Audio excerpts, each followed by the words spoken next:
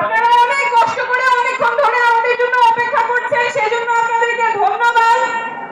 রাজশাহীতে আপনাদের দেয়ালেই আপনাদের সন্তানেরা লিখে রেখেছে বাংলাদেশ 2.0।